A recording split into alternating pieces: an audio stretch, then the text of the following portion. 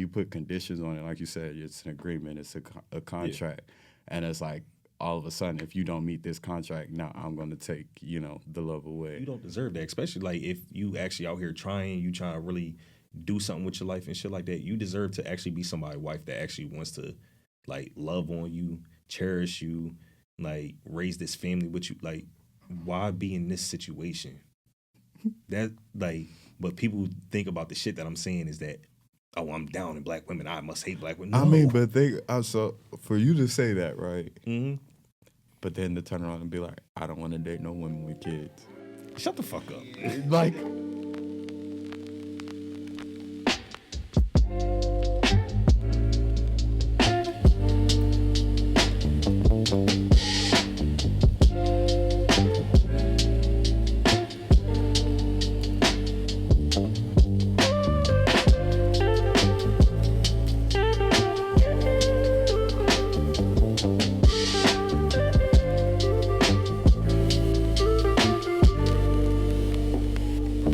Got the beats.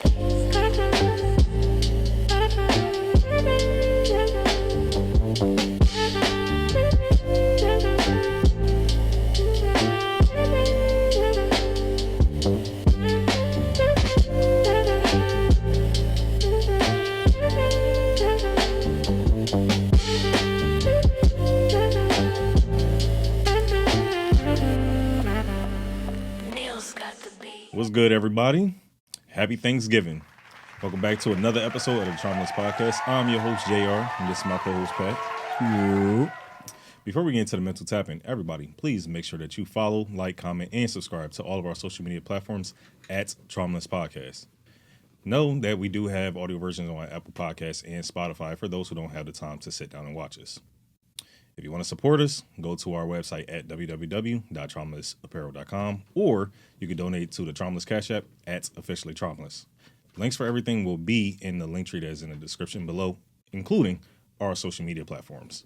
So do go and click that link. So, Pat, do your thing, Brody. Yo, what's up, everybody? Happy Thanksgiving. Thank you for tuning in to the Traumaless podcast today. As you guys know, we like to do a mental tap in here. But today we're going to do things a little differently in honor of Thanksgiving. Not only are we going to talk about how we feel, how we're feeling today, but I also want you to give us 3 things that you're grateful for. So, all right, I'll start with how I'm feeling, which, I'm feeling a little bit weird. Like this week, I've been a little bit off because I've been trying to figure out, like, what is it that I need to be doing? Like, I've been feeling like that I don't know how to really, like, structure myself right now. Mm-hmm. Like, to really, like, get things along the way to really, like, progress and move forward with a lot of stuff in my life and what we got going on. Mm-hmm. So, I've just been feeling a little bit weird. Like, it's put me in a little bit of a pause moment. So, yeah, that's how I'm feeling. Like, I don't know how to really, like, classify it, whether or not it's, like, anxious or anything. I don't know. Look at your emotion wheel. I ain't got it on me. I don't know where it's at. It's in the group chat. Is it? I gotta go back and look at it. I ain't got that thing. It's in there. It's in there? I don't think it's in there. It's gonna be on screen too, but it's in there. It's not in there. I see it in the reflection of your glasses. It's a lot of scrolling. We got a lot of messages in here. Why you just didn't go to info and then... Here we go. Found it. I ain't gonna say that I'm feeling sad. Like, vulnerable? Would that be an appropriate one? I mean, it's your feelings. So, you kind of just, start off with the first... You kind of... Confused. There we go. Confused. I'm feeling confused. Understood. Mm-hmm. Understood. That's on the green. For surprised. But I'm geeking. 3 things that I'm thankful for.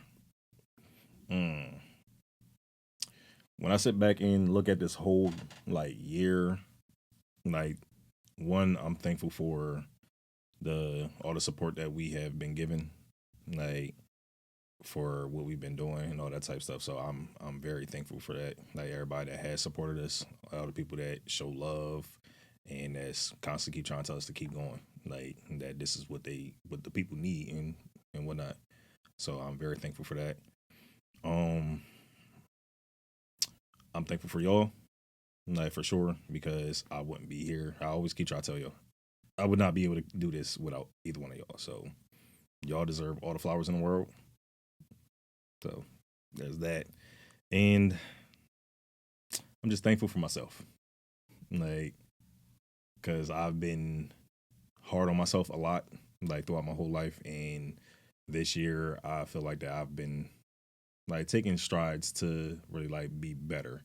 And I've been giving myself a lot of patience and grace, and try to give myself a little bit more rope. Like, hey, like it's okay. Like if you gotta take a little time off, if you feel confused, like just try to slow walk yourself sometimes. Like let's figure it out what it is, and sometimes just talk to somebody. Just talk to your friends and try to see what is it that you need from them to try to help you get in a better spot or family. So that's what I say I'm thankful for. How about you? I feel you. Let me go back.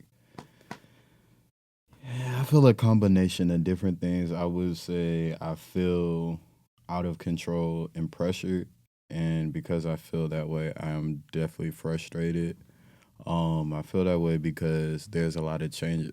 Yeah, there's a lot of changes a lot of changes required in my life, and not just in one specific area. Mm-hmm. So it's like, um, yeah, I'm really having to step up out of what I'm used to. I have to go about things differently.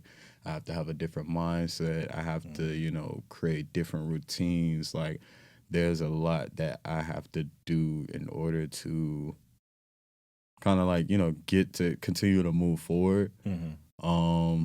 I feel like this week or, just these past couple of days, I definitely have just been like, I don't know. I'm very self-aware, and so I'm always analyzing everything.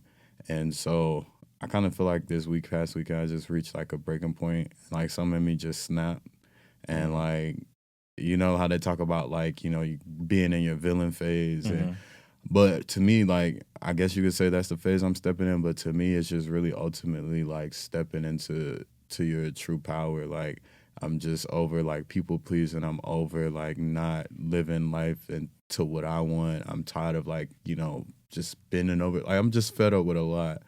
And a part of me, like even over these past couple of days, like I realized there's a part of me.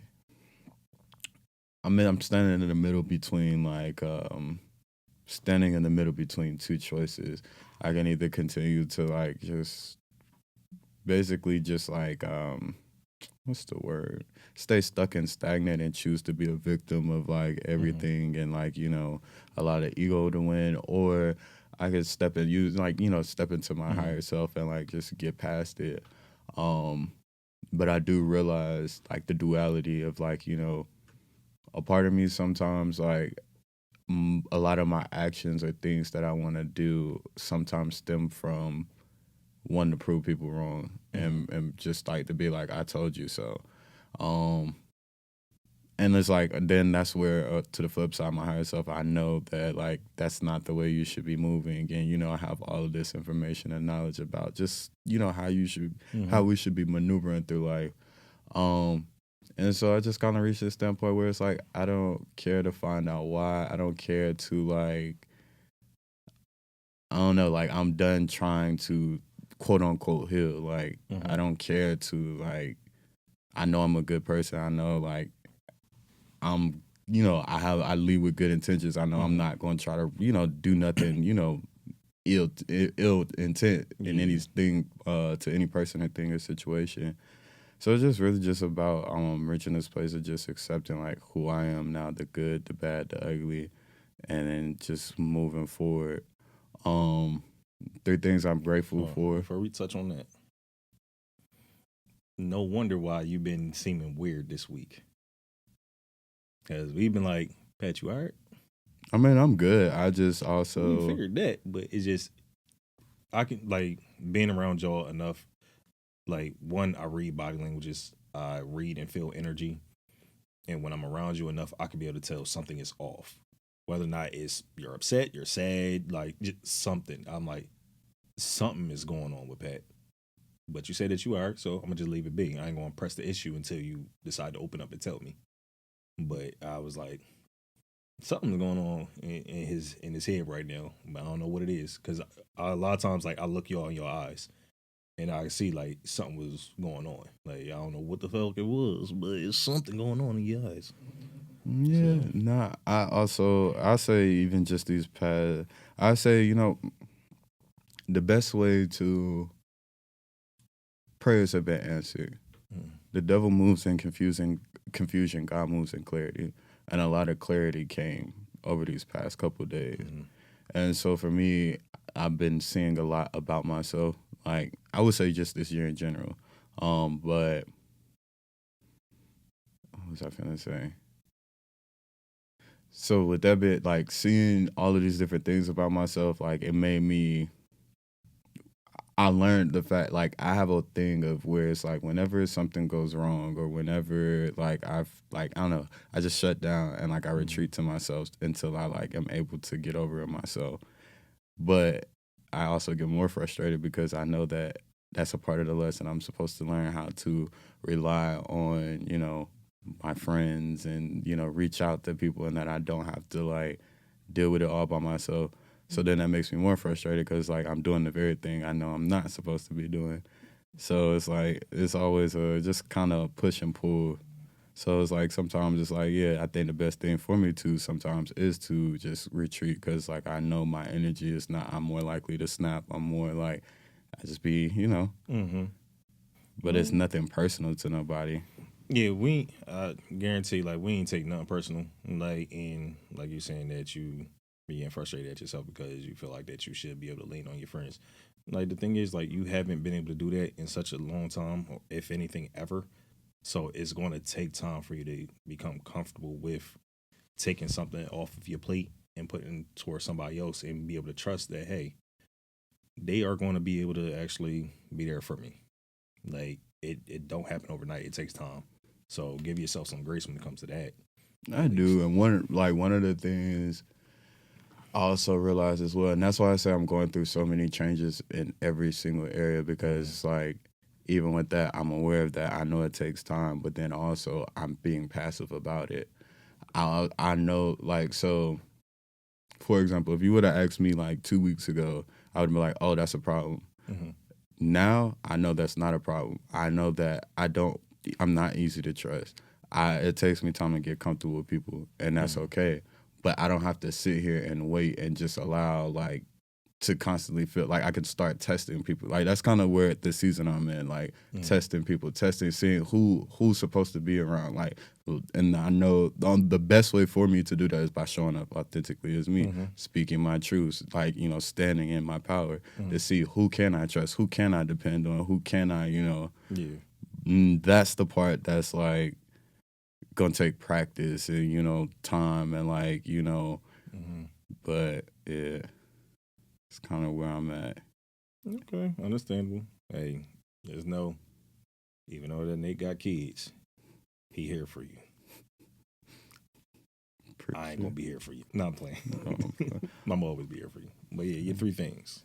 I would say the first thing would be this year alone. I feel like it has been a very transformational year. Um, I'm rediscovering who I am. I'm rediscovering my voice.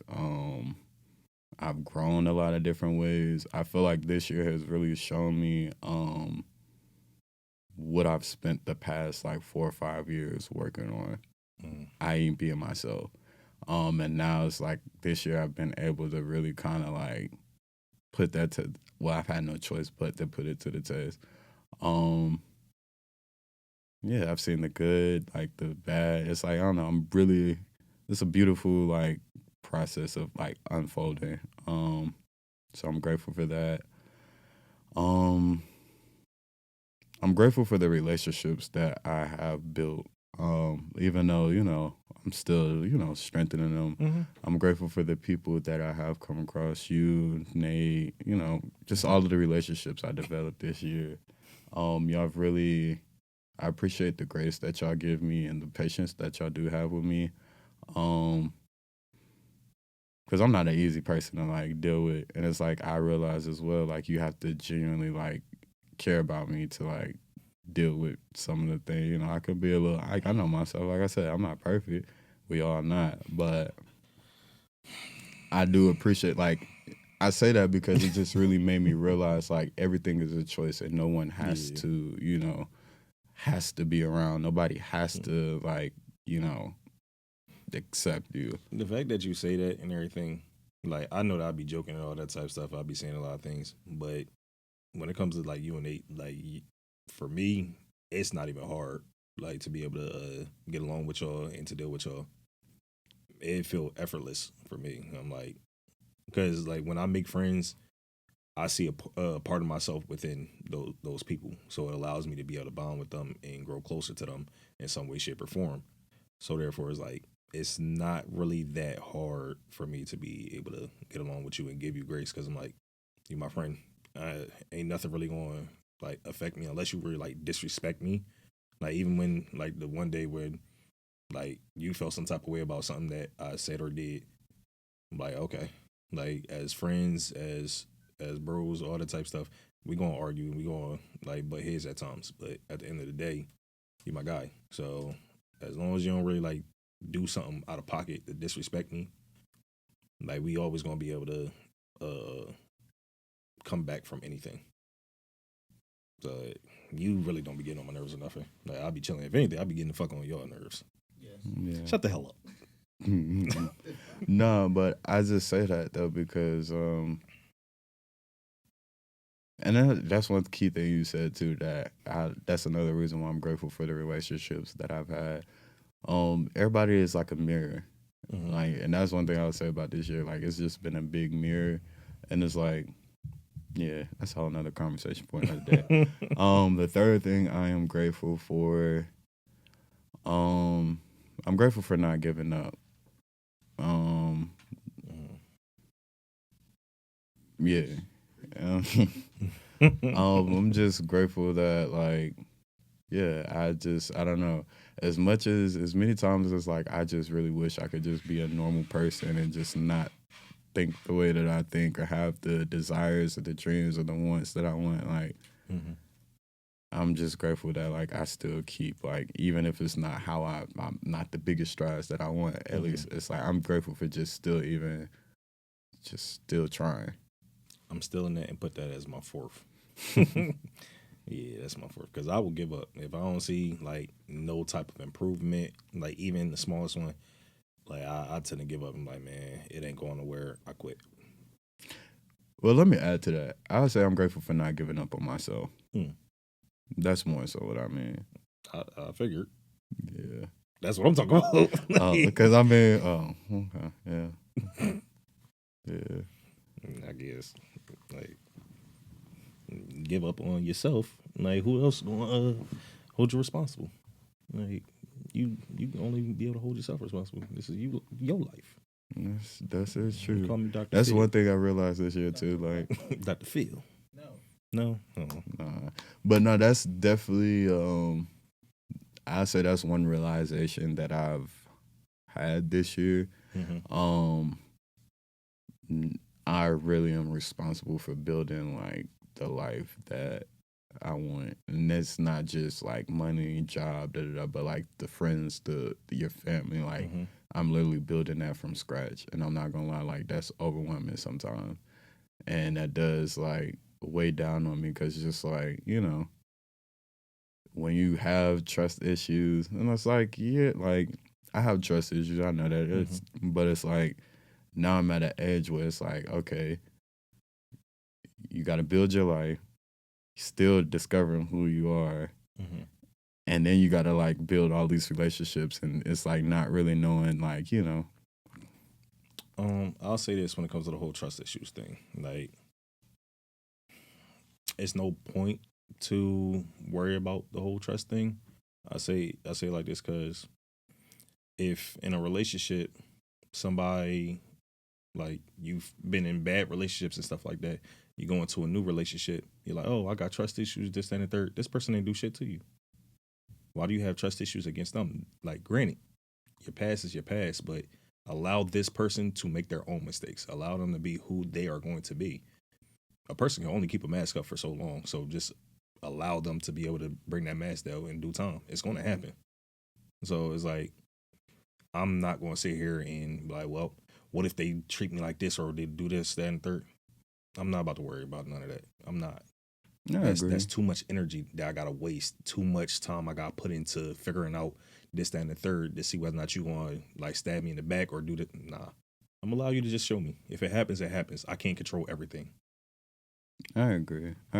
That's definitely why I made this statement. Like, it's time for me to start testing people and like. No, don't even test them. And when I Allow say them- test, so like when I say test, I simply mean like, for example, a test could be simply, hey Darren, can I talk to you about something real quick? Mhm. That's what I mean by testing people. It is just showing up, like actually putting people to the test of for the roles and the different things that they, not like being like, of course you could test somebody and like try to see, not that type of test, but like actually testing somebody, showing up as your authentic self, showing up in the truth, telling somebody no, like just to see how, test their character, things of that nature. Hey, I hope I passed the test. God damn it. Nah, you failed with horrible colors. Hey, I'm No, not I'm good just with playing. tests. I'm just playing. I'm not good with tests, Grandpa. Yeah, you were struggling earlier. Shut the fuck up, bitch. Shut the fuck. I don't like you right now. You're fired. Fired. Get a new one. Get a new production manager. God damn it. I don't like him right now. So, Mr. JR, since we talking about trust and relationships, let the people know what we, talking about today on Turkey Day. Everybody's a goddamn turkey. That's what we here to talk about. You were never no jive turkey.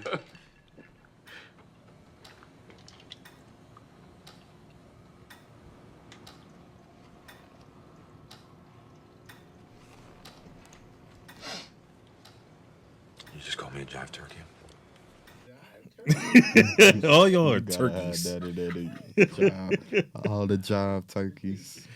Oh my god! But we are here to talk about relationships. Like, so last season, like y'all already know that I was going through a tough time when it came towards my relationship. Like, and y'all was like, "Oh, we should have an episode around that and should talk about it." I'm like, "Nope, I'm not ready. I'm not ready to do so."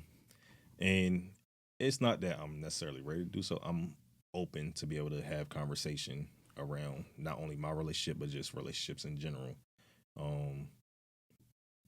And I just got to the point where I'm like, hey, I'm open to tell my story with stuff. Like, I'm not going to air everything out, especially since certain things like do pertain to her background, but just my side of things and how I felt in just like relationships overall. So my question would be is, in a sense, first towards you, what is a relationship? What do you deem relationships is or as?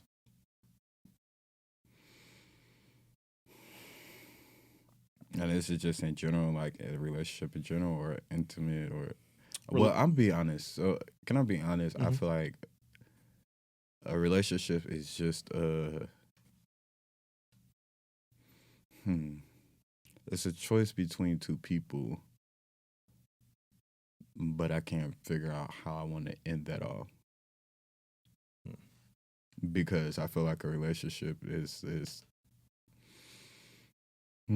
I would say the best way to describe a relationship is a choice between two people to exchange some type of value to each other. Okay. I think that's about accurate. I don't have a specific definition for it, but that sounds like an accurate depiction when it comes to overall relationships, because we all, like, when you come into somebody's life, whatever their role is in your life, there is a role, and it's going to be an exchange, whether or not it's friendship, platonic relationship, or romantic relationship. or even business relationship, there is some type of exchange. Mm-hmm. Like, so I would say that would be a good way to depict relationships, Mm-hmm. like the definition of a relationship. So, my relationship, my relationship Give me and some everything, it ended. I say probably like 6-7 months ago. Damn. 6-7. I ain't gonna lie. 6'7", bro. I swear. Hey, It Blame my really, nephew. it's been that long. yeah, Swear. I swear to God. Where the fuck the He was time? buying stuff in the apartment for 3 months. Yeah, Where is Tom going? it's going quick. I'm like, we're not for real. Like that's why I'm like, I feel like it was just yesterday. Shit. Yeah, like, but Yeah. now that I started therapy and everything, like during my relationship, I've really started to do a lot of reflecting on certain stuff where I put a lot of onus on her, like where she pushed me to losing feelings, like and feeling some type of way and wanting not necessarily to be out of the relationship, but damn near thinking about wanting to be out of it. And just once I actually started to sit down and think about the conversations that we had, think about how she communicated her fears, her desires, and all that type stuff, and what she needed from me, I'm like, did I actually take heed to the stuff that she had said?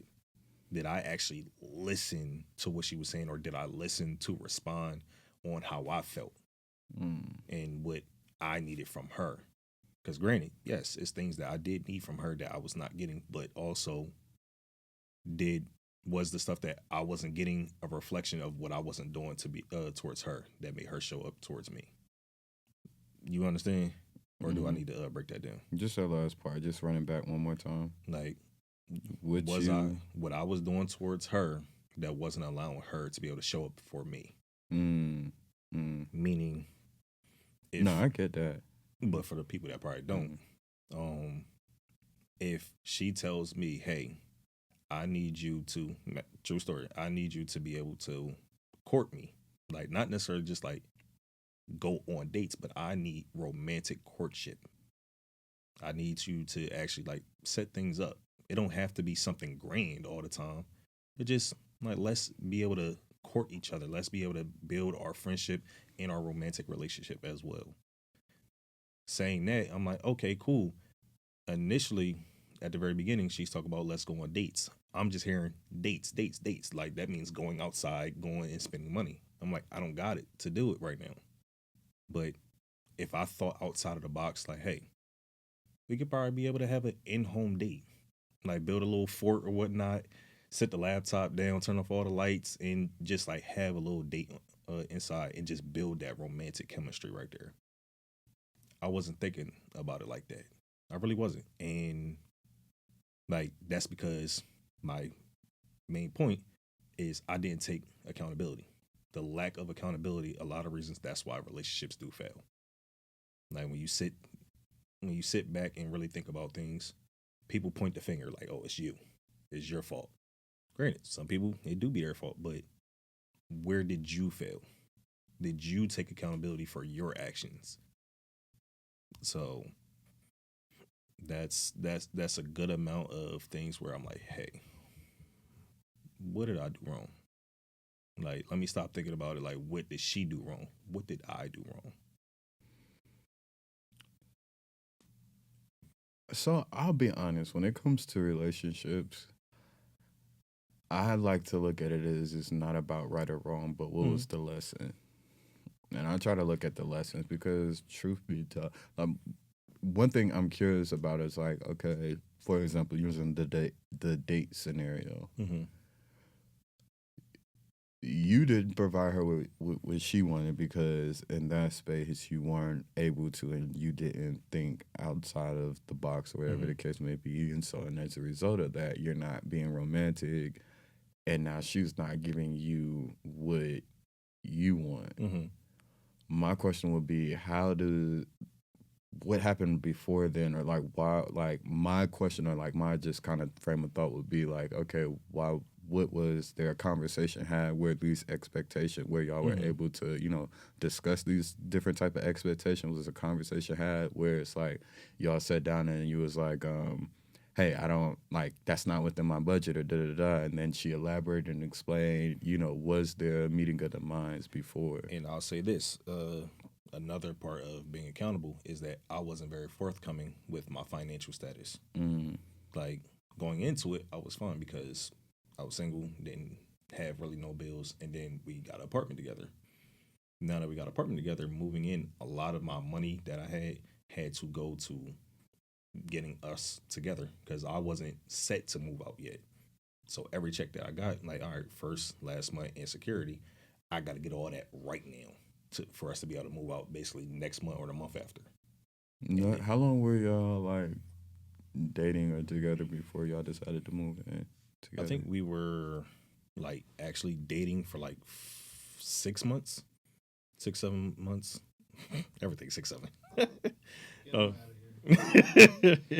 Yeah, I think it was around like 6 months though, like before we decided to move in. And the only reason why we decided to do so is because, like, during the time her apartment, like her landlord was selling the triplex, so he kept always having people come to her apartment, in and out, in and out. Me being the person I am, I'm like, all right, like, we gotta try to fix this. Like, maybe you need to find a new apartment to move to, because if they sell it to somebody and they say, hey, you got 3 months and you gotta leave, then you gotta find a new spot.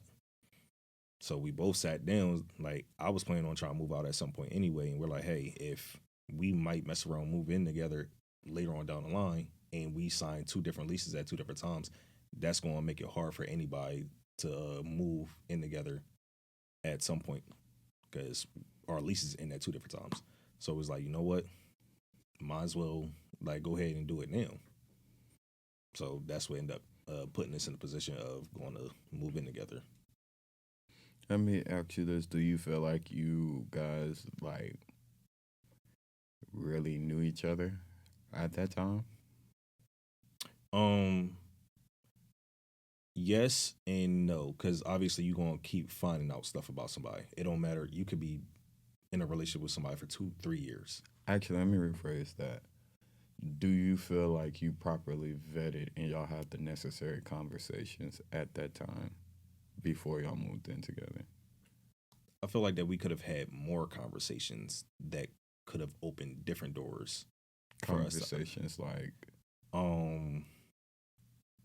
Like certain situations where you just don't know until you be put in, like, oh, like, what do you do if if financially you're not able to take me out on dates or court me during that time.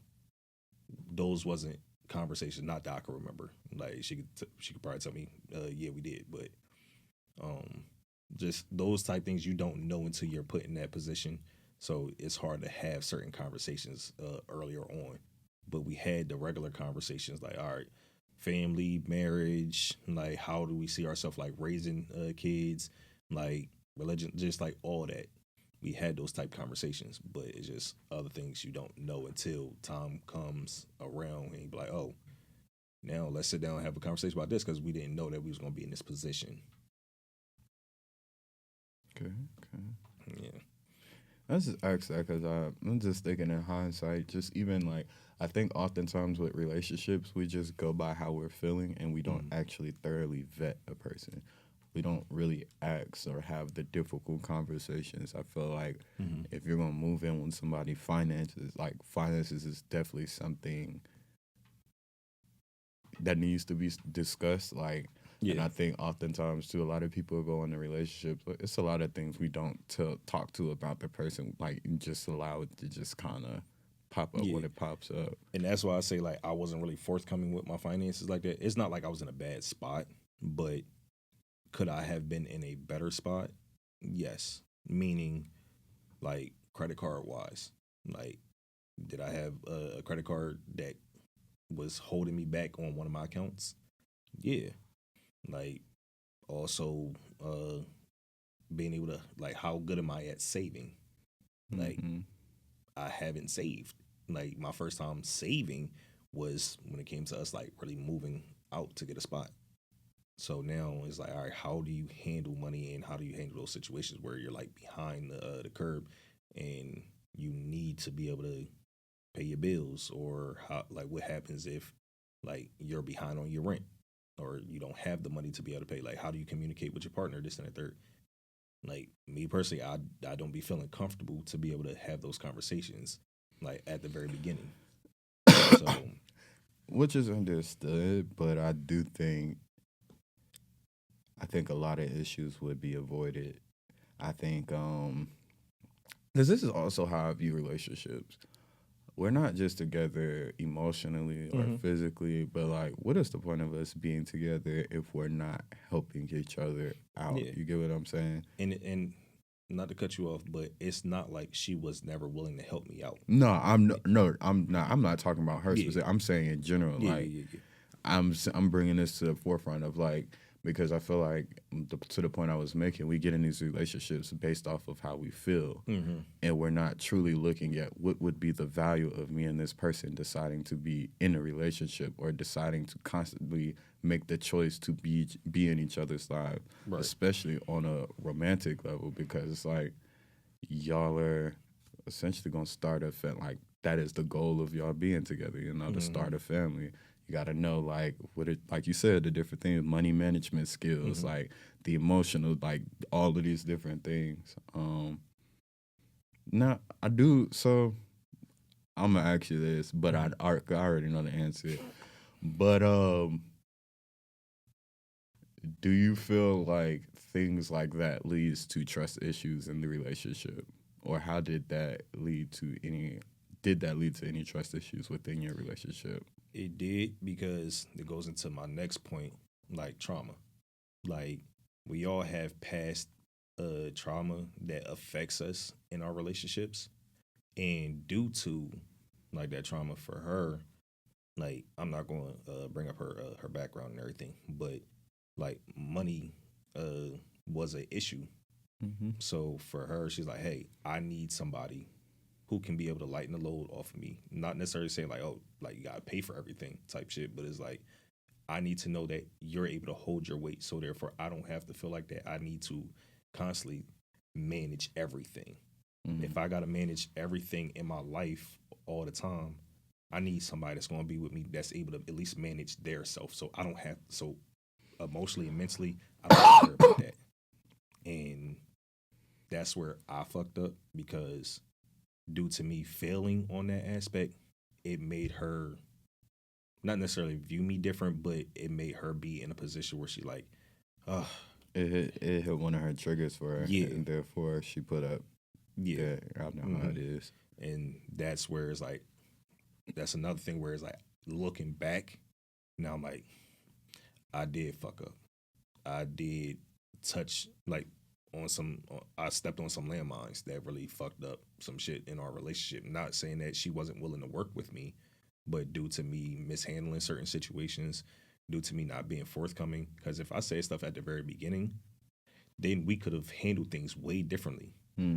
She'd be like, okay, let's sit down, let's look at your finances, let's try to budget things, let's do this and the third. Like, we could have did things so much differently, and we'd have been cool. It, like, for her, at least communicating with her and letting her know what's going on would have eased things for her. It wouldn't have made it all okay, but at least she would have known what she was working with, compared to things being a surprise. She don't like that surprise shit, especially financially. So accountability on, now looking back, hindsight 2020, is like, damn, I should have did things differently. What are some other things that you would have done differently? Communication, like entirely, like really thinking about the communication styles between us and try to understand myself a lot better. Like if I really sat down and tried to understand what I like and didn't like in my triggers, I could have communicated that better with her. Like, prime example, I'm not the type of person that you can yell at. Don't yell at me. Like, it's no point. It's gonna make me shut down. So if I feel like you're yelling at me and all that type of stuff, because all you gotta do is just talk to me and say, hey, listen, I don't like when you did this. Like, what is it that we could be able to do to get different results, whatnot. If I feel like you're talking down to me or yelling at me, it's gonna make me shut down. Like, but that's because of my upbringing. Like I said, triggers, like trauma, like with my parents and all that type of stuff. Like it really hits me. So it's like if I was able to properly know myself, I could have at least like told her like, hey, these are my landmines. Don't step on them. Like that way, she could have properly went around different things. It could have handled stuff better with me. I got a question. Mm-hmm. Do you feel like what are your thoughts? Like, do you feel like you should? How do I want to word this? Because you said something that I definitely like learning yourself and learning your triggers and understanding that and being able to communicate that to a person. Mm-hmm. Obviously, you wouldn't be able to communicate to that to a person if you're not really aware. Mm-hmm. My question is, it's like, do you think you should be in a relationship if you have not identified or like even like you get what I'm trying to say? Like, should you be in a relationship, or do you feel like a relationship could help you, or it's just dependent on the person? It's that's a tough question to answer because like when you don't know that you really have issues like that, then once you get into a situation and somebody points it out to you, now you're like, damn, I didn't know I was this fucked up. Now it's up to you on whether or not you want to actually try to make this work and fix these things, because she was willing to work through everything with me, like literally everything. Like she's like, hey, listen, like, what is it that you need from me? What is it that I could be able to do this and a third? So if I was like, all right, let me go see some therapy, let me try to get down to the nitty gritty of everything, then it's like, all right, cool. But I think just like to answer your question, like you can be in a relationship, but if you know that you are fucked up, you need to take time to yourself and really heal as much as possible, because you're not going to all the way be healed. It's just like being able to identify your stuff and how to handle those things. Because if you at least know you have like triggers, you can properly be able to let somebody know, like, these are my triggers. This affects me. I'm still working through it. It's better for everybody, and you can be able to have a healthy, long-lasting relationship, and people can be able to work with you through that as long as you are communicating your triggers and your trauma with somebody. That's truly just what I think right there. Now let me ask you this. There's one thing I think about as well is how would you go about yourself? What would be a healthy way of like communicating your like triggers or traumas without sounding like you're making excuses or trauma dumping? Everything's going. It depends, because like if you do it in the moment, then it's going to sound like it's an excuse to somebody.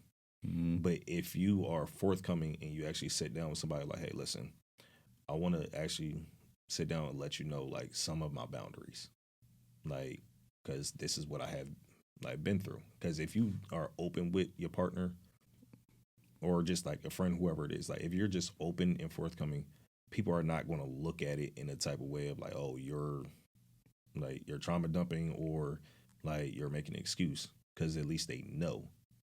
If you're weaponizing it, that's a different story.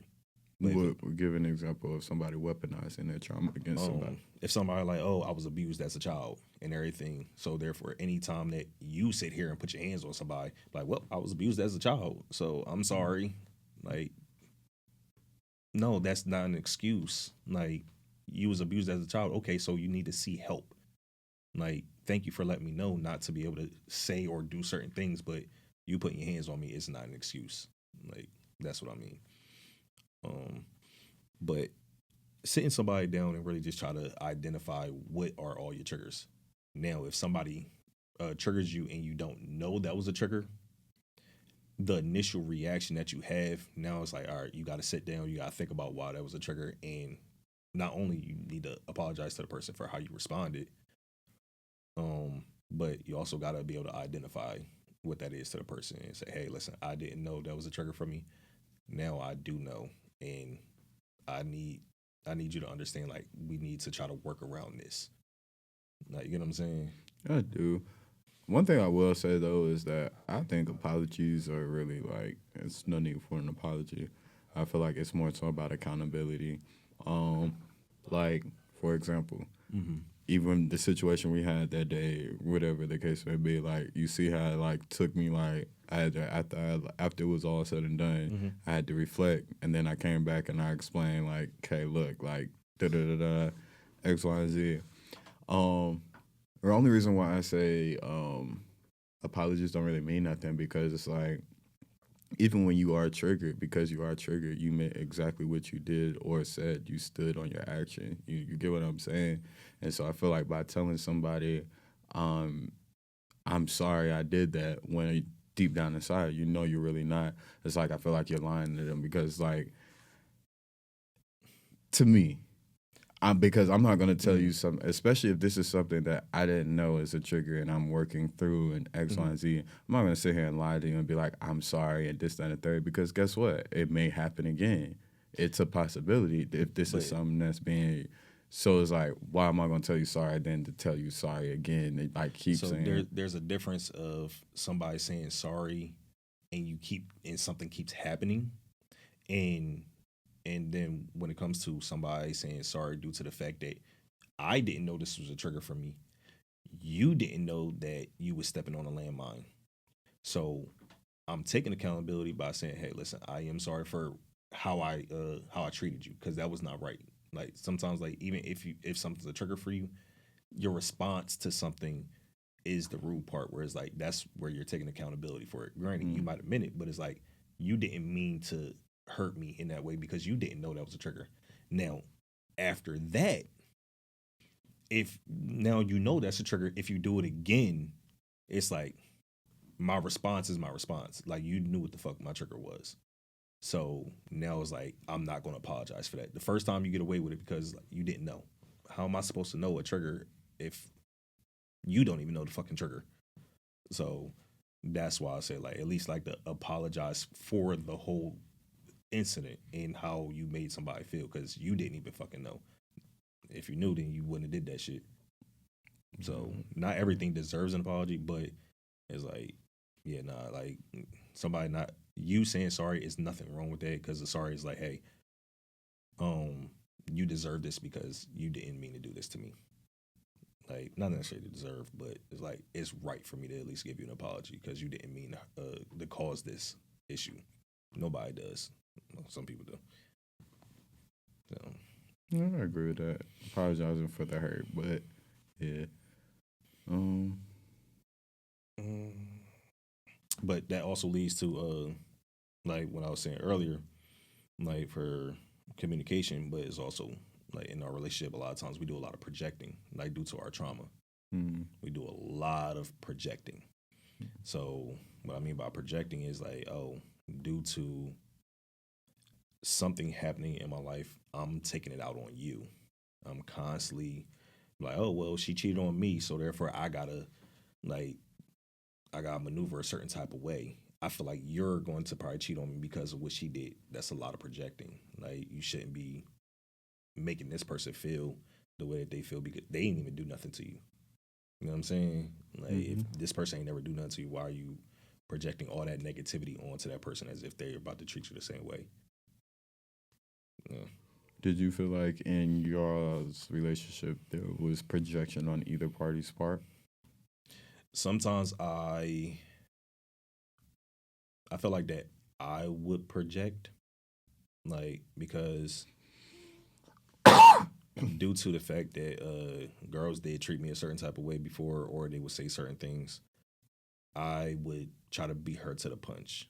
Meaning, I'm like, all right, well, you probably think that I'm going to leave you, or that you think that I'm probably going to stop fucking with you because you on a little thicker side or whatever, or if you got pregnant and all this and third.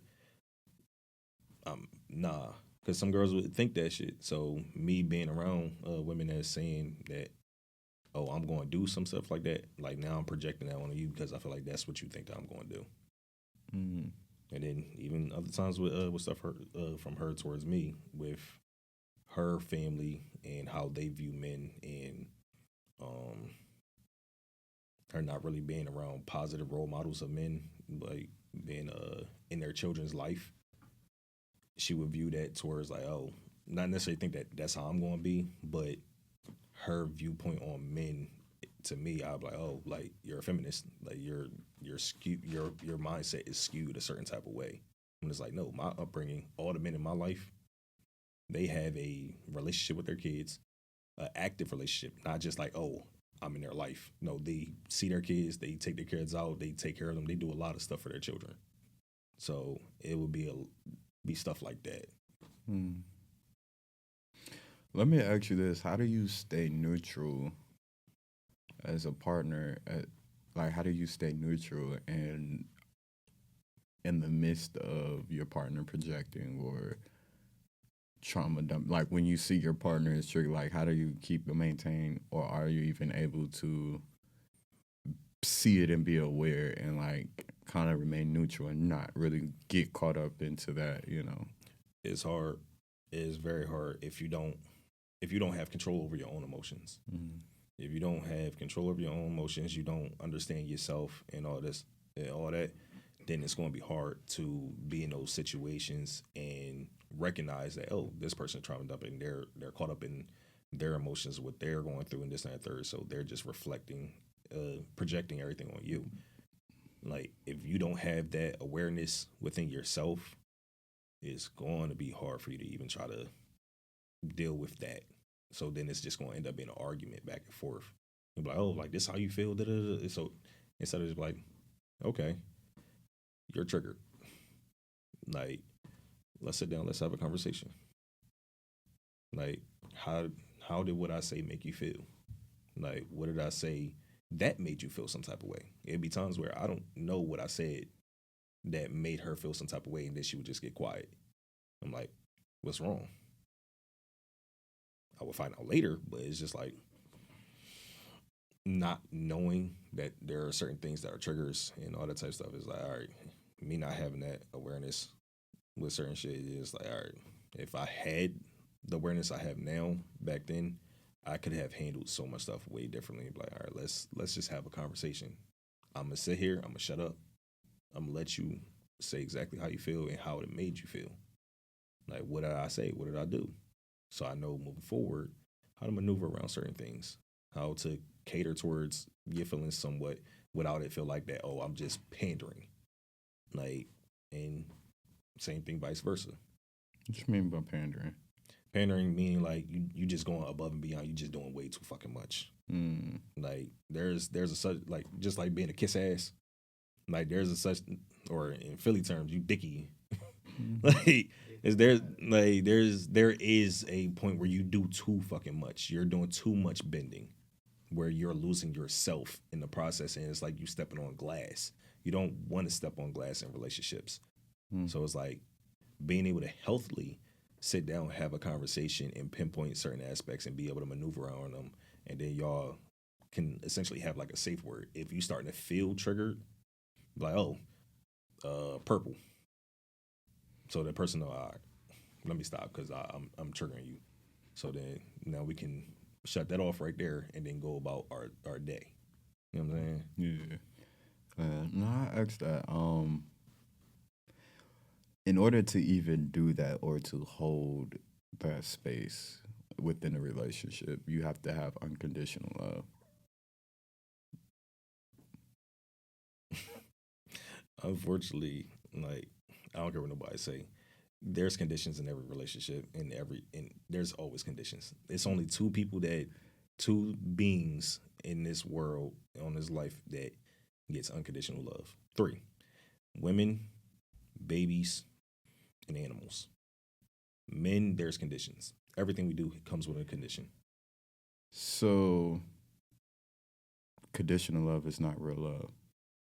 Unconditional love is like you choose. So the reason why I say that, that's what we just talked about by being neutral and holding that space. That's a sign of unconditional love, because you didn't put a condition on the fact that you showed up this way, so now I'm going to remove my love from you because you were triggered and it made me feel away. Like the unconditional love is the holding the space that, hey, you were triggered, you reacted a certain type of way, even though it made me feel whatever type of way, because I love and I care about you and I want you to be a better person and I want you to grow. I'm going to put that away to the side without the conditions to love you and to help to hold that space. So that's unconditional love on one side and it's also conditional because of the fact that if I don't do that, what's going to happen? Which means if you don't do what? If you don't end up like holding that space, or if you end up stepping on those landmines, like knowing what's going to happen. Like, okay, I held the space for you to be able to be express yourself and all that type of shit. But then once I either take it away, or once I like step on those emotions or those landmines that you have, now the opposite effect is going to happen is you're going to be triggered. This, that, and the third is going to happen. So now there's conditions. You might fucking leave me because of the fact that I didn't do certain things that I originally said I was going to do. Then it wasn't unconditional love. Exactly. So therefore, that's that what goes I'm to the saying. question that is everything really unconditional love? Well, Like, to there me, are this is how conditions. I look. So to me, I don't want a relationship that doesn't have unconditional love. Well, to me, love in general is just an action. Yeah. It's an action, and it's choose it every day. choosing. You choose that, and that's what I mean by unconditional love. And I want somebody in my relationship. I want a partner that chooses unconditional love every single day. And it just made me think about that because, like I said, that's one of those things you have to make the choice to love a person and remain neutral. You have to like really like choose to love that person in that moment, in every other single moment after that. And if you were going to what? It's just very hard to really like toe that line because yes, like you want a person that's going to love you unconditionally, but then if you are not like when you first talk to somebody and they express how they feel and what they desire from their partner and this and the third, if you are not meeting those requirements, or how long are they going to continue to stay with you? Because like let's say that your lady say, hey, I want my husband to pay the bills and we work as a team. Like, and if at some point you just say, fucking, I ain't gonna do this shit no more, and you start sitting on your ass, how long is that unconditional love going to stay unconditional? Like a week, a month, a year, 2, 3, how long? If your girl, if let's say you married and she's out here cheating on you, how long is that unconditional love going to stay unconditional? It's going to come, everything comes with conditions, unfortunately. And so it's like you set boundaries in place, and it's a contract between you and your partner. Like, hey, as long as you don't do this, you have everything. But then once you do that, I'm taking that away. So then that's not love to me. Because my thing of it is this is how I truly look at it. So think about it. God is an unconditional lover. That's the only person that's the only being that gives unconditional love. But we don't go that deep. But what I'm getting at, Hey, yo. hey yo. we're not going because then we could talk about God is within and da da da. But we're not gonna go that deep. But what I'm getting at though is like you said, it's hard to toe the line. But like unconditional love, it's like when you truly unconditionally love something or somebody, you love it without conditions. You love it without you are from a neutral space. It's like I said, you choose to be in that neutral space. You choose to be detached from the outcome. You choose to be detached from, because I feel like when you put conditions on it, like you said, it's an agreement, it's a contract, and it's like all of a sudden, if you don't meet this contract, now I'm going to take the love away. I'm not now. What I will say is that even leaving someone is unconditional love as well. Like it doesn't mean just sit up there and put up with all of the put up with somebody's shit. Yeah. That don't mean like unconditional love don't mean stop loving yourself. Yeah. I just more so mean that I feel like The action, the feeling is unconditional. the unconditional, you have to choose But what I'm speaking on is like with the actions that is chose to come with that love and the contract that you sign with somebody, a lot of that stuff comes with conditions.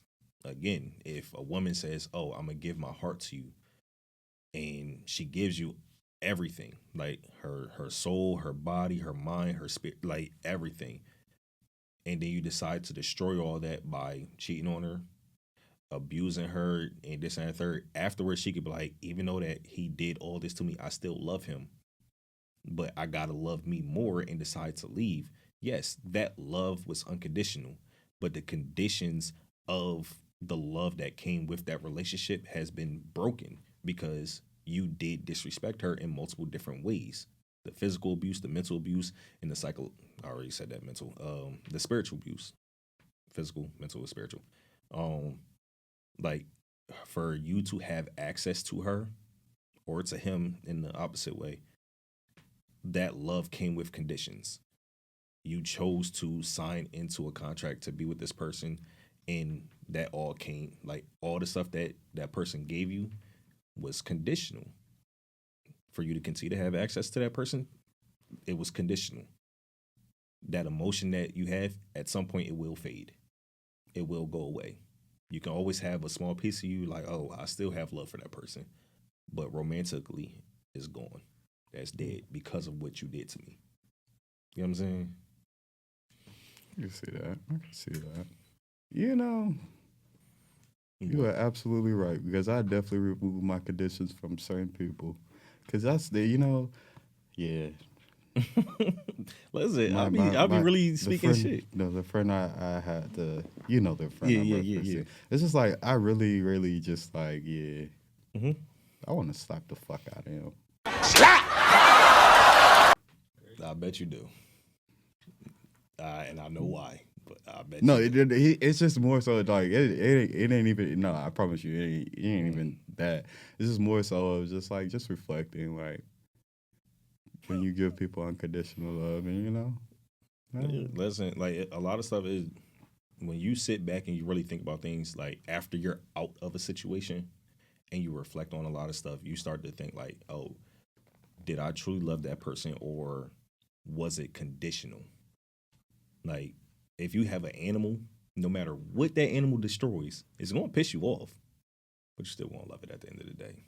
You still going to choose it every day, and you going to cry if it dies or if it disappears, whatever happens. Let your baby mom fuck around, be pissed off at you, and she break into your house and steal your dog. How pissed you gonna be? You raised that dog from a fucking puppy, a pup, and now she done stole the fucking dog. You going skits? So I was like, that shit happens. Like even with my ex, she has a cat. Mm-hmm. Like she loves that cat, even though that he's a demon. Like he's an orange cat, fucking demon. Like even though that he bites her, scratches her at times and stuff like that, if that cat was to die, she would be distraught. Like that's unconditional love. Like she loves it regardless of because it's a demon, but she still loves it. So, but you just Because that's why I made my statement at the beginning that it's only 3 beings on this planet that gets unconditional love. Like women, men, women, babies, and animals. so men don't get unconditional love. Fuck no. Mm. Come with conditions. Why? Why do you feel that way? Because of why? our role. Our role as a man comes with conditions. Like everything that we do, if we are not the protector, the provider, how many times have you ever heard of somebody or seen something happen where it's like if a man didn't protect a woman, now the woman feels unsafe. Now she leaves. Or if like he's not actually doing what he's supposed to do to properly court her, to actually show how much he loves her and this and third, that women end up leaving. It all comes with conditions. If a man's not being a protector, a provider, a leader, like most women will leave because that's what they want from their man.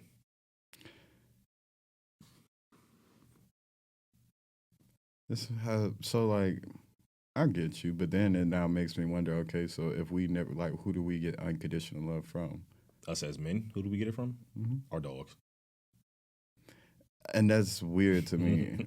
I'm not saying it's weird. I'm just really just kind of like you know how my mind works. I'm just trying to figure out like, okay, if that is the case, then because we come from women, So it's like, All right, then let's say our only unconditional love besides our dog is our mom.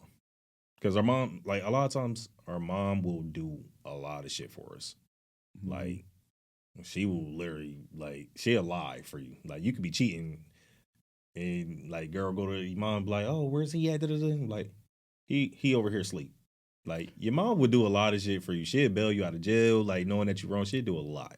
I'll agree, but I can't negate the fact that also there are a lot of mothers, especially women and sons, who they resent their sons. Like, Yeah. you know, so it's like Yeah, for sure. they don't have that unconditional love. So it's like, or even then, even growing up in dealing with you know, that just that resentment towards a man, you don't really expect.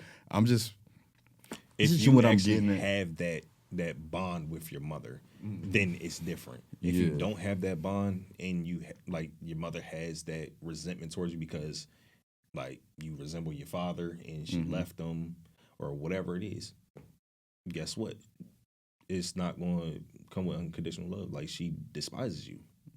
Like So, and I say all that you to look say just because like your father. I'm just trying to get to how are men supposed to be taught to be the providers, the this, that, and the third, if you know You don't you have a don't father get that unconditional love. You get what I'm saying? The thing is, like, honestly, in life, everything is trial and error. Like, you learn from what you can from people around you. If you have, like, it takes a village to raise a child. No one person can do it. Like, you learn from everybody. So, let's say you don't have your pop in your life. Like, if you can, learn from your uncles. If you don't have uncles, child learn from the teacher. Child learn from different people. Like, allow yourself to be able to absorb that information. If you're not willing to absorb the information from the people around you and be a sponge, then you're not going to really like grow as an individual, and you're not going to be able to be a leader, a protector, or a provider. I agree. But I also disagree. I agree because I've done it myself. But I disagree because, especially in today's time now, there are not a lot of honorable, respectable men with great qualities that, like, and I can say that because look at the state of, like, there's no respect, there's no, like, discipline, there's no, That's like, because these young boys are being raised by women. There's no fathers around because a lot of the fathers that they chose, there are fathers around because I see them. Oh. I see them a lot. Okay, but to the flip side to that, right, is that's your experience and based off of what you see, right? To the flip side of that, you can't negate the fact that there are a lot of men that are just getting these women pregnant and leaving these young boys and going around. They were and ain't shit ass men. But the That thing should about it, never have been with those women. exactly. But the thing about it is, though, is like it's not like it's just I look at it like this because we've had this conversation many times before. Before we get all the way left field, what I'm trying to get at though is like because it sounds like as a man you will always have to perform or always have to do something to receive something. Yep. And it's like, so that's just to me that's what I'm like just kind of like. Yeah, because if in all honesty, if you wanted to start dating, what is it that a woman needs from you? To court her. If you don't court her, are you going to get anywhere with her? No. If you aren't doing certain things at a certain point in time, a woman is not going to take you serious. She's not even going to give you the time of day. So you have to sit here and constantly keep performing. That's just how it is when it comes to being a man. If you don't protect her, she's not going to feel safe. She's going to want to leave. If you're not providing, she's not going to feel safe. She's going to feel like, oh, damn, I got to do everything. So then at some point, she's like, well, I see this from other people. Then she's going to want to leave. She's going to have animosity towards you. Like, if you're not leading, then she's going to be like, well, what the fuck are you here for? Women actually want to be led.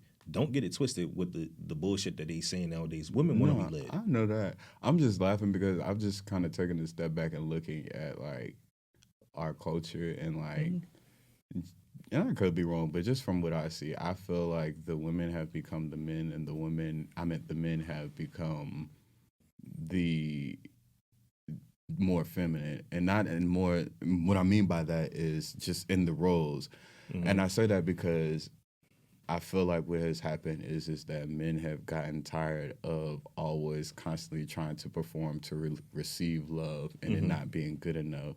Then you have the women who've dealt with the ancient men and and they're getting tired of being beaten and abused and this, that, and the third. So now you have just this standstill because it's like realistically, as a man, we don't talk about this, but if you do not have a strong woman or a woman providing you or anybody in your corner providing you unconditional love, how do you keep going? Like that gets tight. You can't keep. Yes, that's our role, but let's be real. That shit is burnt. That's just burned out. It burns you out. It leads to men wanting to drink and gamble and da da da. Like, so yeah, that's kind of why I was. No, I get it. Like, unfortunately, it's hard. Like, in our spot being a man, because, like I said, we gotta constantly keep performing. But if you don't have that father figure in your life, and you haven't been raised by your mom to really like respect the men around you and to really like try to absorb that knowledge from them, like my nephew, his dad's not around, but he has me. I'm always gonna be on his ass. He has his grandfather, my dad. Like he has his other two uncles. He can come to all of us to be able to get game, and we're going to give him game. Are you going to be respectful though? Like, are you actually going to listen? A lot of the young men nowadays, they don't listen. Like they're like a older guy can come around and try to give them game, but a lot of times they're not willing to listen. That's the part right there. It's not that guys aren't around, older people aren't around to try to give game, but a lot of them don't want to listen nowadays. I agree, but I agree, but I also add to the fact though, I think it's up to us to like we've been there before. We know why they don't want to listen. We know what it is, and we just kind of leave them fall to the wayside. Because at the end of the day, we know it is. They have no fathers, they have no guidance, they have no da da da, and we know this, and we don't give them that grace, that extension. Like, how long does grace last? Until they fucking 30, running the streets, going to jail? I mean, I'm not saying up Doing until the same 30. thing, I'm getting not other talking bitches about pregnant? up until 30. It's just more so. I'm more so talking about like the real young, like catching them while When they're they're young. yeah, young. But unfortunately, and people always going to like take what I say in a certain type of way. Not you, but people will. Like right now, the only thing that can be controlled is women. Like when I say that can be controlled, women control sex. Men will do what they need to do in order to get pussy. So if a woman controls herself and say, "Hey, listen, I'm not fucking no man unless I have commitment. I'm not giving you no baby unless I got a ring," and this, that, and the third, you're able to set a different standard in motion. Men move at the drum and beat of women. So you said this before, it's funny. I thought about this the other day. I disagree with that. It's on both the men and women. Women for like you said, but the men as well. The men need to start having like when you look at a woman, because I've been thinking about this. Every time a man see a woman, oh look at her fat ass. Oh she got a da da da. Oh she bad as shit. Oh I want to. Your intention of going up to a woman is not to see is this woman a wife? Is this woman a good mother? Is da da da da. Most of them, that's majority of men. That's not their intention. Unfortunately, that's our nature. Like from the very beginning, we find women attractive. Now, I get that, but we can't keep making excuses. of course, And what I'm getting at is so as men, it's not just how the women have to like all those things they said. The men, we as men have to start changing. Like, yes, we know this is our desire, this is what we did up, but you have to once you become aware of something, you can't just keep blaming it on the fact of this is nature. of course. But what I'm saying, it starts somewhere first. Like if we're looking at the younger generation and everything, and we're like, all right, we need to get those young boys under control, and the ones that's about to come into the world, we need to start there.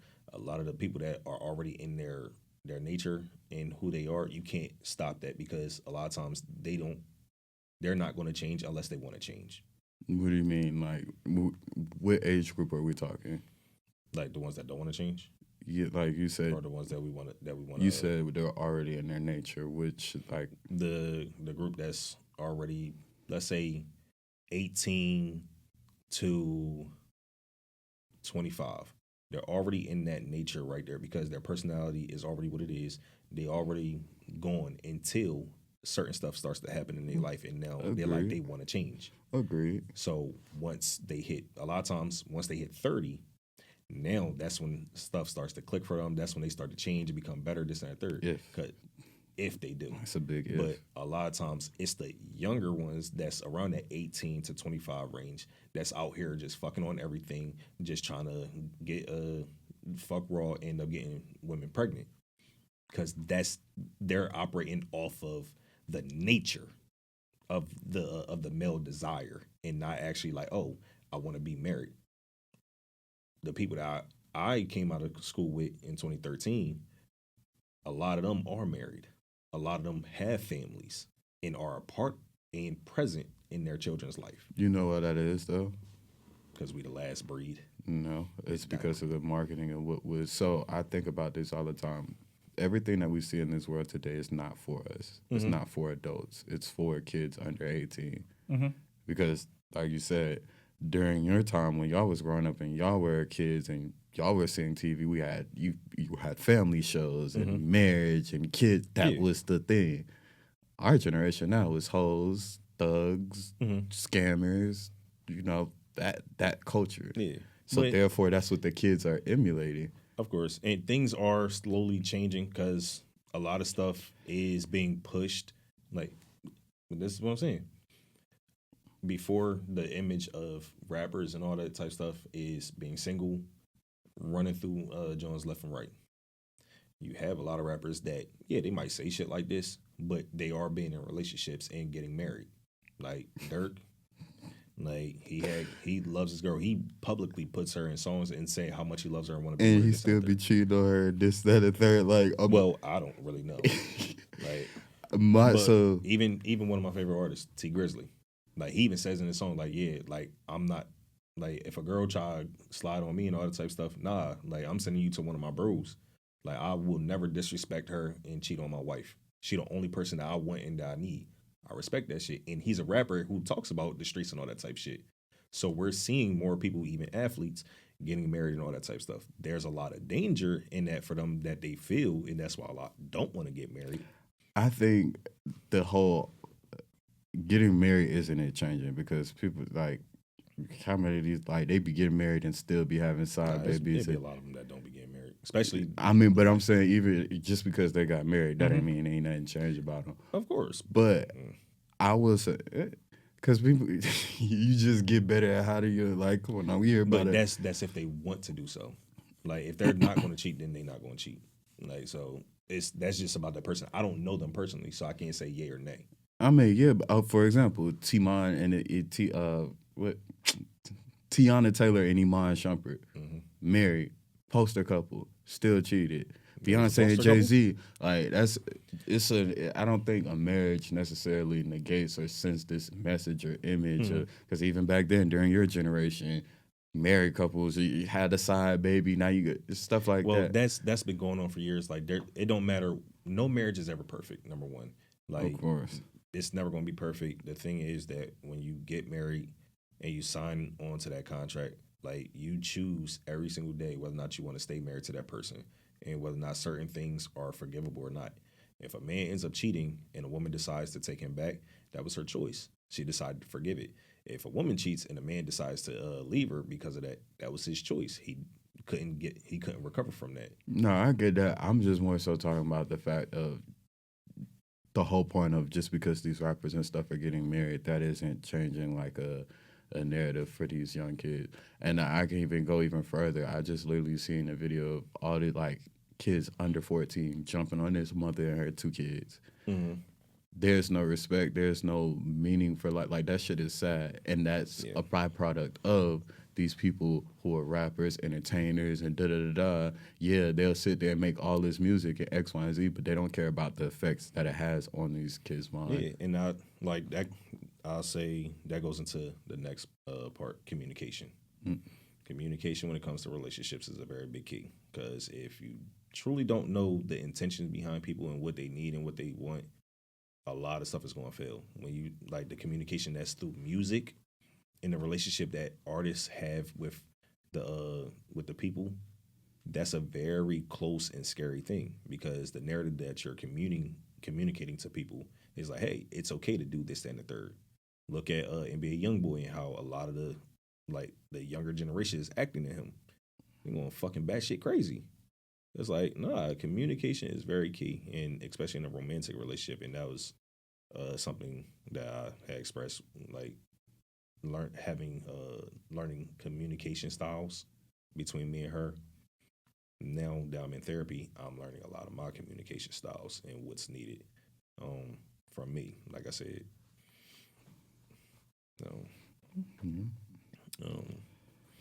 but No. good. What you got? I was gonna say, like, my last point though, like not being equally yoked. That is a big thing.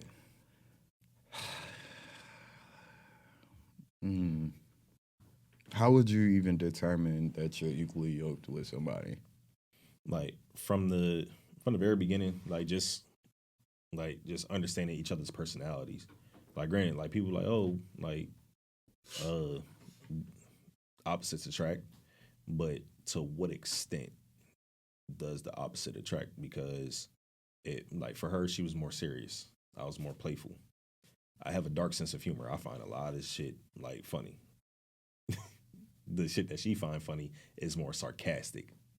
Like some of the shit that I'm like, it's not really that funny. But then the shit I find funny, I show her. She like, she's like, this is not funny. Like I could see somebody like trip and fall down some escalator steps, and I start cracking the fuck up. She'd be like, why is that funny?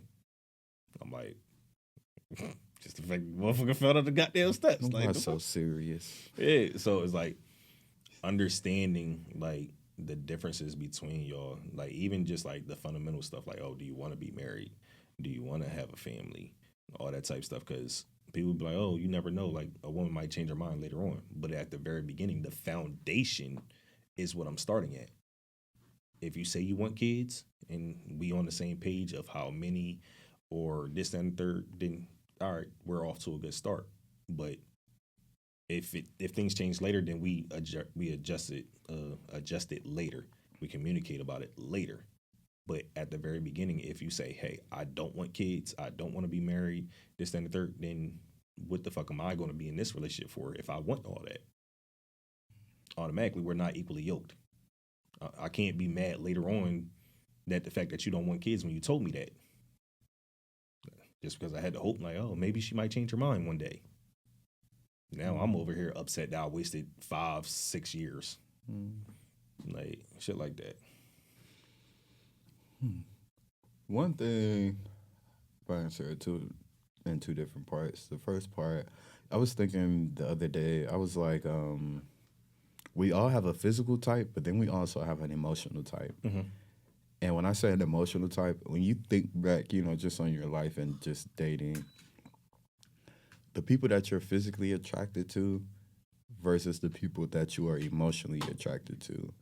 I look at it like, and I'm thinking, I don't know, everybody may not be like this, but I feel like I can, have surface level or date or whatever the case may be, but I'm starting to reflect on what's my emotional attraction, because I realize it's only certain like people that will really penetrate the heart and actually make me you get wound up in a situationship and things of that nature. Yeah. So now I'm really starting to reflect on that, because I realize oftentimes your emotional type is never really your physical type.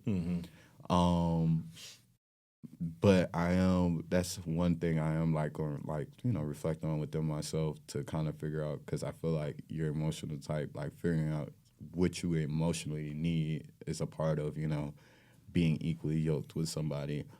I'm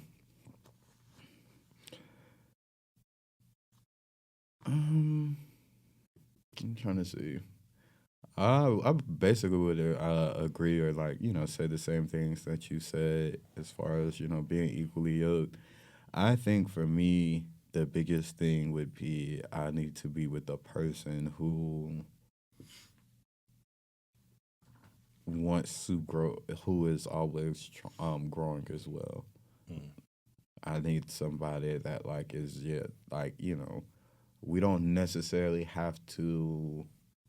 We don't have to have the same beliefs. We don't have to. I'm trying to figure out. There's something I don't know the words that I'm looking for. The light. But I don't know the words that I'm looking for. But essentially, I just know at the core, like our core beliefs of just how we go about life and view life, and our core principles would be what I would need to be equally yoked. So let me ask you this: what are like in order, like what is it that you need from the person? Like if let's say looks, where does that fall in line of like being yoked with somebody that what you need? Like, do you need somebody that is, like you said, that's going to be able to penetrate your heart, but then also your mind?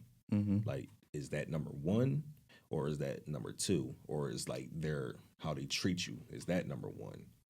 And like looks can be number three. Like some people, looks is number one.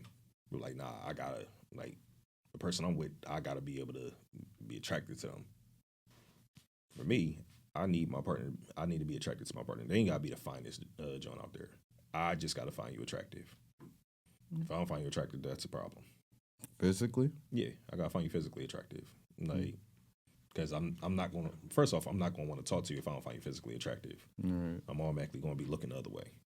I think that's with everybody. But if I sit down and I initially don't find you attractive, and then we start having conversations and shit like that, then it's like, damn, okay. And then I start looking at her, I'm like, she actually is cute.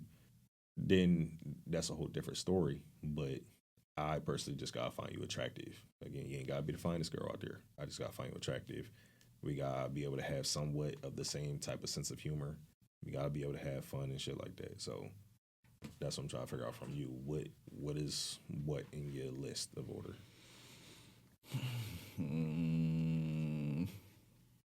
I'd say the first things first is you have to stimulate my mind. If you can't challenge my mind, you can't get me to think a new way. I can't learn nothing from you. You don't change. Like I don't know. You have to. It's first my mind. Second, it would be my heart. How you penetrate my heart is by the way that you treat me. I'm not gonna say looks don't matter, like they do, but then they also don't to me, because I'm more so of a, I guess you could say a sapiosexual or like a, emotional What person, is a sapiosexual? intellectual type of person. If you can stimulate my mind, I'm attracted. That's what you gotta stimulate my mind. Okay. So, like I can be vain and talk about looks, but you could be fine and shit, but you like have no depth. And Yeah. And that's why I say like I just gotta find you attractive. mhm. You could be the finest joint out there, but then you an asshole. Like you gonna treat me like shit. Nah, I'm cool. Like just as long as I find you attractive, I don't care what nobody else say. As long as I find you attractive, we cool. Another thing as well too, because I also realize, you gotta have some like dream. You gotta have a dream. You gotta be a creator. I don't know. You gotta be tapped in spiritually. That's number 3. You gotta be tapped in spiritually. You have to have some inner sense of knowing, some self awareness, some like, regardless of what level you're at, but you gotta be somewhere in your self awareness journey. And those are my top 3. Okay. I fuck with it. But as far as that, like relationship wise, like that's everything in a nutshell without really getting too deep.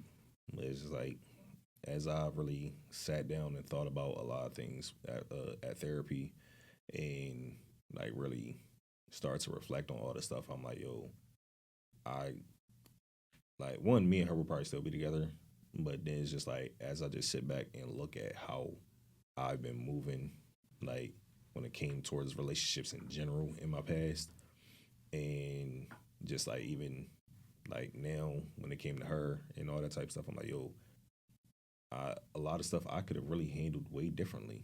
Mm. Like I just genuinely did not understand nothing, and like go to therapy. Go to therapy and actually try to understand yourself. Give yourself time. You know what's funny? I was thinking about this the other day. I realized I don't need therapy. I need a life coach or like a spiritual mentor or something. Mm-hmm. I've been to and this is for me personally. Yeah. I've been to therapy several times. My problem with therapy is that I'm too self-aware that they're looking at me like, why are you here? Mm-hmm. And like I said, I'm very like, I can get to the root of my problems. I'm very self-aware. Like I told you, I'm at that middle point. I can see like, okay, this happens because of this. My problem being, I just like beat myself up about it, and like I shouldn't feel that way. But I more so need somebody that I'm able to just like almost kind of like a friend as well. Like I don't want somebody to just sit there and listen. No, I want somebody like I can actually like you've been through this, Yeah. been where I'm at, and you can help me like Navigate through. navigate through all of this. Like, hey, you know what? Maybe you should focus on this right now part in your journey or da da da. Like, I don't need somebody to sit there. Like, I do that all day. I'm my own therapist. Like, No, and I completely understand. not knocking it though. I will Yeah. eventually go back. I just know me right now in the season I'm in. I need a life coach would be. Yeah, that's the best thing for you at this point in your life phase. Like a lot of other people though, like they do need to actually see therapy to really understand. Like for me, I know certain things affect me, but how they affected me and all that type of stuff, and really like dive deep into it and really get an unbiased ear and allow me to really like say everything and not feel like that. Oh, I have to hold things back or hide stuff. That's where I'm like, yeah, I need a therapist. I really need to make sense on everything and why I am the way that I am. Because some stuff I could be like, oh yeah, like that affected me this way, and it's like, no, that wasn't it. It was the deeper part of that whole situation. Prime example, like not feeling protected by my own father. Like I could be like, oh, like he didn't protect me, so therefore I feel this way. But it's like, no, how did that make you feel? Like what really about that situation damaged you? Was it because of the fact that he didn't stand up to somebody, or like what about it? And so it's just like really understanding like circumstances and situations that really bothered me and why nowadays like I feel the way that I do. You know what I'm saying? Understood? Yeah, no, I understood. Yeah, relationships. Relationships are everything. You got anything, Nate? He wants to go home to get some. No, I was gonna say you haven't defined a wife. That's the thing. Nate's over there with his black Hey. queen, happy. Don't gotta worry about nothing. Shout out Ashley, bro. Shout out to Ashley. Not everybody can have themselves an Ashley. No, you know what's crazy though? I definitely agree. Having an I've Ashley seen- is amazing. I'm pretty sure. no, I've seen it though. Like even my folks back at home, I literally see like I've seen and know black women that are like literally the rocks, and like that's kind of why I take the stance where I'm protect my black queens. Oh, trust me. The shit that I say is not to ever down black No, women. no, I know. I love black women. And it's crazy because like this, when I say the stuff that I do, it comes off as if I'm trying to down black women and that I hate black women or women in general. But it's like, no, like first off, I'm a black man. I love my black queens, and I just have a higher standard for them. That if they don't see it for themselves, I'm gonna tell you I have a higher standard for you, and you should have that for yourself as well. So that's I don't like seeing them being in a position to where it's like you a single mom and you have an ain't shit baby dad that's not trying to be a part of their child life. You a single mom and the dad just like disappeared. It's like you don't deserve that, especially like if you actually out here trying to really do something with your life and shit like that. You deserve to actually be somebody's wife that actually wants to like love on you, cherish you, like raise this family with you. Like, why be in this situation? That like, but people think about the shit that I'm saying is that oh, I'm down in black women, I must hate black women. I No. mean, but they also for you to say that, right? Mm-hmm. But then to turn around and be like, I don't want to date no women with kids. Like, come on, you see what I'm saying? Like, you see That's not my fault. Like, that's I want my you own. said it deserve. Like, you see what I'm saying? So it's like that. How But that has nothing to do with like my choice. I get that, but like, what I'm saying is, It's my though, choice. It doesn't mean that no, they don't hold on. deserve better. No. But what I'm saying is though, I'm sure you're not the only man that thinks that way. Mm-hmm. So it's like now you see what I like. But there are problems that come with that as well. Yeah, but think about it though. You literally just said they deserved all of these things, but you and I'm pretty sure several other men are like, I'm not dating women with kids Because So- I want my own. Okay, what if she give? We're not even finna go into what if. Essentially, what I'm getting at though is that if this is what they need, well, essentially what I'm getting at is if you know that, like, let's say, just play hypothetical with me. Let's say let's just say every woman you come across, majority of the women got at least one kid. And you just said they deserve all of these things. Like, why not? Like, knowing if you come across somebody that is like you equally yoked with, like, why not step up to the plate and do the things? So when I say that they deserve all these things, this is pre having a kid. You're a monster. Oh, wow. So No, even hold on, wait, hold on. Wait. After she have a baby, you can't. You just heard none of this. So no. Keep your legs closed because. No, I'm saying that you deserve these things. Like before that you had the kid, you shouldn't. I don't want you to be in that position. I get that, Like, but after having a kid, it don't change. Like you still deserve these things. We're talking about after the kid. It don't matter before. We talking I'm about saying, after. like when it comes to my queens and stuff like it. that, you shouldn't be in that position to be a single mom. But how can you determine that if she can't? Like, let's be real. Everybody wears masks. We not finna sit here and act like dudes don't sit here and play this certain type of role to get some panties. Like, that's what I'm saying. Of Like, we gotta course. sit. That's what I mean by you can't just. That's why I say, do not give this nigga a baby unless But he willing to you're not marry hearing your what ass. You're not hearing what I'm saying. There are dudes who will literally put it into a girl's head. They will literally go and try to get the wifey material type of woman. Like, we not gonna like. Let's not. I get that. If you get that, where's change my thing of it is where's the great? Like, you can't fault a woman for thinking this Being dude is. manipulated? You can't fault her for being manipulated. Like, if you like, we all get manipulated. We all get lied to. We all this. You that, tried to and third. manipulate me. So you can't like you can't. So I give them grace. Like it's not like I'm saying that they don't deserve to find love and have somebody to be a part of their life. I'm not saying that. I'm saying like you should not have been in that situation in the first place because you do deserve more. Like that's what I'm saying. Like I get that. Then my question was, why wouldn't you step up and be that? Then you said Because- this is before they had the baby. No. Now after But the baby, bitch, you're on you your asking own. why don't I want to be a stepfather? Because a lot of times, like for a I lot of wasn't men- asking. Well, I know why. I'm saying I was just getting at the point. You know, we're not gonna get into all that over here. That's not today's episode. Save that for the conversation pit. Save that for Why? Honestly, like when we're gonna start doing the conversation break, gonna be soon. I'll probably say after episode 9. That's when we probably gonna tap into it. I really was gonna say after. I don't know. We'll talk. But go ahead, close this out. Do I have to? Damn, it's Pat's fault.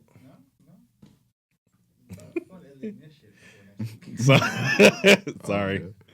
Anyway, all right, that's all the time that we have for today. If you like this episode, please make sure that you follow, like, comment, and subscribe to all of our social media platforms at Traumaless Podcast. If you want to support, go to our website at www.traumalessapparel.com or donate to the Traumaless Cash App at officially Traumaless. If you want to join the conversation, do so by dropping your questions, advice, or even your concerns. Like, again, I'm your host, JR. It's my co-host, Pat. Stay tuned to the next episode. Let me say my own name this time. All right. We out.